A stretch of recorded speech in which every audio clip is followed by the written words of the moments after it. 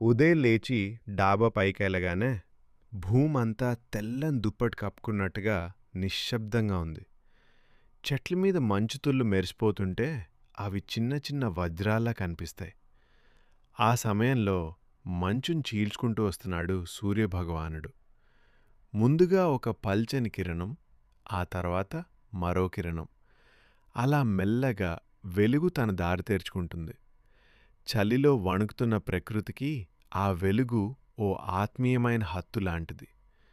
మంచు ఎంత గట్టిగా కమ్ముకున్నా సూర్యుడొస్తే అది కరిగిపోతుంది. అలానే మన జీవితంలో కూడా కొన్ని కష్టాలు, కొన్ని చీకట్లు, కొన్ని నిశ్శబ్ద బాధలు మనల్ని మంచులా చుట్టుముడతాయి. అప్పుడు మనం అనుకుంటాం, ఇదేనా నా జీవితం అని.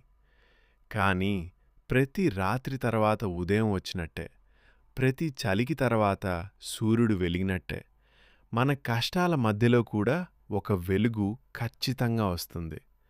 ఆ వెలుగు మన ఆశ కావచ్చు, మన ప్రయత్నం కావచ్చు, లేదా మన మీద నమ్మకం కావచ్చు.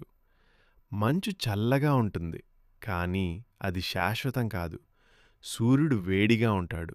అతను ఆలస్యంగా వచ్చినా ఖచ్చితంగా వస్తాడు. కాబట్టి ఇప్పుడే మీ జీవితంలో మంచు కమ్ముకున్నట్టే అనిపించినా ఒక్కసారి ఆలోచించండి. మీకోసం కూడా ఎక్కడో ఒక మూలలో సూర్యుడు ఉదయించడానికి సిద్ధంగా ఉన్నాడు.